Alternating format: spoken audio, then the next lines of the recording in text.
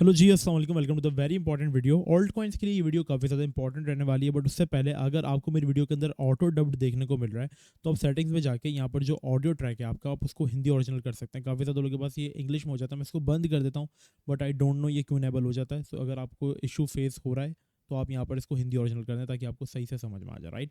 अब यहाँ पर चलते हैं हम लोग अपने वीडियो की तरफ। यहाँ पर क्या सीन है, अच्छा कुछ न्यूज़ेस हैं जिसको हम पहले कवर करेंगे। सबसे यहाँ पे एक अच्छा एक्शन जो लिया है वो बाइनेंस ने लिया है, और वो एक्शन ये है कि बाइनेंस ने यहाँ पर ऑलमोस्ट 35 से 40 कॉइन्स इस महीने में डीलिस्ट कर दिए हैं, जिसमें आपने देखा होगा हार्ट बीटा वगैरह बहुत सारे कॉइन्स को जो वो बाइनेंस ने डीलिस्ट करने का फैसला किया, और काफ़ी ऐसे कॉइन्स को मॉनिटरिंग के अंदर भी डाला। अब मैं इस चीज़ के खिलाफ था क्योंकि कुछ फंडामेंटली स्ट्रॉन्ग कॉइन्स को भी बाइनेंस ने मॉनिटरिंग में डाला, बट ये जो एक एक्शन है बाइनेंस का, ये रीज़न बन सकता है हमारे पास ऑल्ट सीजन का, क्योंकि बाइनेंस पे हमारे पास हमने देखा था कि बहुत सैचुरेशन हो गई थी, बहुत सारे ऑल्ट कॉइन्स हो गए थे, जिसकी वजह से हमने यही चीज़ ऑब्जर्व की थी। आपको मैंने पहले भी बताया था कि हमारे पास टोटल क्रिप्टो कैप जो है वो तो ऊपर जा रहा है, हमारे पास टोटल 3 क्रिप्टो कैप जो है वो भी ऊपर जा रहा है। अगर हम जाकर देखेंगे ऑल्ट कॉइन्स के मार्केट कैप के बारे में, ठीक है, अगर आप यहाँ पर जाकर देखोगे तो ऑल्ट कॉइन्स का मार्केट कैप 1.63 ट्रिलियन डॉलर्स तक गया। लास्ट टाइम 2021 में ये 1.7 ट्रिलियन डॉलर्स तक गया था। आई थिंक उससे थोड़ा सा ही कम था, राइट। शायद ऑल्ट्स का फिर कम 3% पंप होना चाहिए था, 10% कम, बट ऑल्ट्स उस रीजन में आ ही नहीं। क्यों नहीं आए? क्योंकि हमारे पास ऑल्ट्स की जो डाइवर्सिफिकेशन थी वो इतनी ज़्यादा हो गई थी, मतलब इतने सारे कॉइन्स बन गए थे कि यहाँ पर सारा पैसा कॉइन्स के अंदर फ्लो हो गया। मतलब उस टाइम पे 1.7 ट्रिलियन डॉलर्स जो था वो 4000 क्रिप्टो करेंसीज के अंदर सर्कुलेट हुआ था।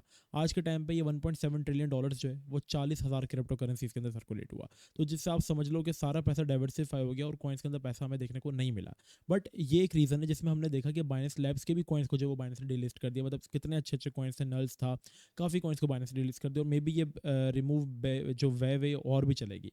अगर आप इन कॉइन्स को होल्ड करें तो मसलन नहीं, अगर आपकी कॉइन की टीम स्ट्रॉग है तो आप उनको दूसरे एक्सचेंजेस के ऊपर भी हंट कर सकते हैं। बट बाइनेंस का ये एक्शन इसलिए इंपॉर्टेंट है क्योंकि बाइनेंस नंबर 1 एक्सचेंज है और वहाँ पे सबसे ज़्यादा ट्रेडिंग वॉल्यूम होता है, और वहाँ की एक्सचेंजेस अगर इस तरीके के प्रोजेक्ट्स को डिलिस्ट करना स्टार्ट करेंगी तो कुछ लिमिटेड प्रोजेक्ट्स जो रहेंगे उनमें पैसा आएगा। और अभी एक और अच्छी चीज़ जो हो रही है वो ये है कि बाइनेंस सब कुछ नैरेटिव वाले प्रोजेक्ट्स को जो है वो लिस्ट कर रहा है। जैसे अभी बेबी लिस्ट किया, बेबी मीम कॉइन नहीं है, बेबी लॉन बेसिकली जिनको नहीं पता, यहाँ पर बीटीसी की चेन है जो कि काफ़ी अच्छा कॉइन है, ठीक है। तो ये बेबी कॉइन जो उन्होंने लिस्ट किया है, it is a very good project, but इसको फॉरन से बाय नहीं करेंगे, जाहिर सी बात है। लिस्ट होने के साथ ही आप देखो इसने बाउंस भी लिया, ठीक है। काफ़ी टाइम बाद मैंने कोई ऐसा प्रोजेक्ट देखा जो कि लिस्ट होने के बाद बाउंस कर रहा है। फिर अभी इन्होंने कर्नल को लिस्ट किया है। कर्नल का तो चलो इन्होंने एयर ड्रॉप भी लोगो दिया, but Kernel is also good crypto project जो कि होल्ड मतलब यहाँ पे लिस्ट होते के साथ ही गिरा नहीं, बल्कि आप देखोगे तो होल्ड कर रहा है। तो अब बाइनेंस कुछ अच्छे नैरेटिव वाले, जैसे ऑन्डो को भी लिस्ट किया, बिग टाइम को भी लिस्ट किया, तो अब नैरेटिव वाले अच्छे प्रोजेक्ट्स को जो है वो लिस्ट कर रहा है। तो इस तरीके का सीन हो रहा है जो कि ऑल्ट रैली को लीड कर सकता है, ठीक है। अब इसके अलावा ईथ के अंदर अगर हम यहाँ पर एक चीज़ देखेंगे, ईथ बीटीसी के चार्ट के अंदर, मतलब इथेरियम का चार्ट बीटीसी के अगेंस्ट, जब ये ईथ बीटीसी को आउट परफॉर्म करता है, हमने देखा कि हमारे पास ऑल्ट सीजन हमें देखने को मिलता है। लास्ट टाइम जब 2017 के अंदर फरवरी में इसने आउट परफॉर्म किया था तो डोमिनेंस गिरी थी, ठीक है।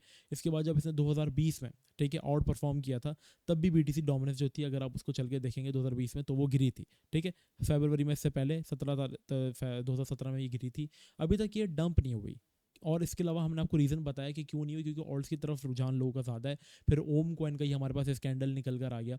तो ऐसे सीजन्स में, ऐसे रीजंस की वजह से लोग फिर ऑल्ट्स में इतना ट्रस्ट नहीं करते। तो बाइनेंस क्या कर रहा है, जितने भी ऐसे कॉइन्स जिनमें वॉल्यूम कम रहता है, नहीं होता इतना ज़्यादा, उन सबको डिलिस्ट कर रहा है ताकि सिर्फ लिमिटेड प्रोजेक्ट्स जो हैं वो क्रिप्टो के जो हैं वो रहें। और ये काफ़ी एक अच्छा एक्शन है जिसकी वजह से वी कैन एक्सपेक्ट कि अब यहाँ पर हम लोग ईद बीटीसी के अंदर भी कुछ चीज़ एक्सपेक्ट कर सकते हैं। ईद बीटीसी अपने एक्जैक्टली उसी रीजन के अंदर आ चुका है। अगर आप मंथली चार्ट में देखेंगे तो जहाँ से ये लास्ट 2 बार बाउंस हो चुका है और ऑल्ट सीजन हमने देखने को मिला है। तो अब अगर कहें कि हमारे पास बीटीसी डोमिनेंस का भी टाइम पूरा हो चुका है, कोई यहाँ पे क्रैश करे, क्योंकि जितने टाइम बाद ये क्रैश करती है वो टाइम पूरा हो चुका है। और अगर हम ईद बीटीसी की बात करें तो वो भी ऐसे रीजन में आ चुका है जहाँ पर 2 बार इसने 4-4 साल के गैप से जो है आउट परफॉर्म किया है। काफ़ी लोग कहेंगे कि वो भाई साइकिल कंप्लीट हो गया है, हमें ऑल्ट सीजन स्टिल देखने को नहीं मिला, तो आप क्या एक्सपेक्ट कर रहे हैं? हम स्टिल एक्सपेक्टिंग कि हमारे पास जब भी टॉप लगा है वो हमेशा क्वार्टर 4 में लगा है। तो हम स्टिल जब तक अपने रीजन को होल्ड कर रहे हैं, ठीक है, यहाँ पर जो रीजन हमने मार्क किया था जो कि रिटेस्ट हो चुका है, डे 1 से मार्क करते हुए आ रहे हैं कि ये रीजन है भाई 50 आप जाकर देख लो मेरे वीडियोज़ में, सही बताओ कमेंट्स में कितनी बार क्या 50 होल्ड होगी, रिटेस्ट होगी आपके पास एक अच्छा। मैं आपको एक बार दोबारा बता देता हूँ कि कैसे ये चीज़ जो है हमारे पास बॉर्डर बनी, ठीक है। जब तक हमारे पास ये रीजन होल्डेड है ना 50 वी आर सेफ। क्यों? क्योंकि ये बहुत ही अच्छा बॉर्डर है बुल और बेयर मार्केट के बीच का। मैं आपको वीकली चार्ट ओपन करके दिखा देता हूँ, आपको इसका आइडिया हो जाएगा और आपको बहुत अच्छे से समझ में आ जाएगा। लाइक आप देखो, जब हम इसके अबव रहते हैं, ये वीकली 50 एमए है जो कि एक बॉर्डर है बुल बेयर मार्केट का। इसके अबव होते हैं बुल मार्केट होती है, इसके बिलो होते हैं बेयर मार्केट होती है। जब हम इसके अबव होते हैं, इसका सपोर्ट बनाकर हम बाउंस करते हैं और इसके रिट्रेसमेंट से हम लोग रैलीज देते हैं। बट जब इसके बिलो हो गए तो हम लास्ट में भी बेयर मार्केट एक्सपेक्ट की थी, बट जब अगेन हमने इसको 2023 में फ्लिप किया था तो रिट्रेसमेंट लेके बाउंस और अगेन हम लोग इसी रीजन से बाउंस कर रहे हैं। तो जब तक हमारे पास ये पूरा रीजन जो है जितना भी बन जाता है, ये पूरा बॉक्स होल्डेड है, वी आर सेफ और इसकी रिट्रेसमेंट हो चुकी है। हमने आपको बाय भी करवाया अपने व्हाट्सएप चैनल में, अगर आपने नहीं किया ज्वाइन तो ज्वाइन कर लो। तो अगर हम Q4 में देखते हैं कि BTC बाउंस करता है, ईथ में रैली हमें देखने को मिलती है, तो हम स्टिल, मेरे पास एक्सपेक्टेशन ये है कि जो अच्छे ऑल्ट्स हैं, क्वालिटी ऑल्ट्स हैं, हम उनके अंदर एक अच्छा पंप देखने को देख सकते हैं। ईथ की अगर हम लोग बात करें तो ईथ स्टिल अपने बहुत ही प्यारे रीजन के अंदर जो है वो अगेन चल रहा है। ये जो इसका सपोर्ट है वो काफ़ी इंपॉर्टेंट सपोर्ट है, इसके तक विक तो दी बट इसको ब्रेक नहीं किया, तो ये काफ़ी इंपॉर्टेंट रीजन है। अगर किसी ने ईथ को बाय नहीं किया था तो यहाँ पे आप ईथ को भर लो, ये बहुत अच्छा पॉइंट है। और अगर DCA करना चाह रहा है कोई, और अगर उसने बाय किया हुआ है ऑलमोस्ट लाइक 2200 पे, तो मैं रिकमेंड करूंगा कि ये एक अच्छा पॉइंट है DCA करने का। बट अगर आपके पास फंड्स कम है तो इस रीजन को हंट करना, जो कि आपका 1100 से लेकर 1000 तक का रीजन बनता है। तो ये काफ़ी सेफ चीज़ें ऑल्ट्स के लिए। ईथ क्यों मैं कवर कह रहा हूँ, क्योंकि ईथ अगर कोई कॉइन अगर नहीं भी पंप हुआ तो ईथ ऐसा प्रोजेक्ट जो कि रिकवर कर जाता है। क्योंकि अगर 2021 की ऑल्ट मार्केट में अगर ये 4850 तक गया था, तो अब भी ये 4000 तक गया था ऑलमोस्ट, ठीक है। तो स्टिल वी कैन एक्सपेक्ट अगर ये 900 तक भी गिर जाता है या 700 तक भी गिर जाता है, वी कैन एक्सपेक्ट कि ईथ ने काफ़ी बेयर मार्केट्स को सर्वाइव किया और ये उसी तरीके से दोबारा रिकवरी देता है। तो ये एक अच्छा प्रोजेक्ट है, सेफेस्ट ऑल्ट कॉइन है। सबसे सेफ ऑल्ट कॉइन कौन सा है? एथेरियम है। तो एथेरियम में आप अपनी पोजीशंस बनाओ।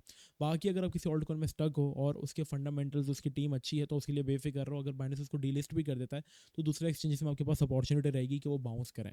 बट आप कोई ऐसा प्रोजेक्ट होल्ड करते हो जैसे ट्रम्प वगैरह, तो फिर तो आपका अल्लाह ही मालिक है, ठीक है। तो ये आज की थी अपडेट, और आई होप आपको वीडियो पसंद आई होगी। वीडियो पसंद आई तो चैनल को लाइक सब्सक्राइब जरूर कर देना। मिलता है नेक्स्ट वीडियो में। अपना बहुत ही ज़्यादा ख्याल रखना। जब तक के लिए अस्सलाम वालेकुम और रहमतुल्लाह।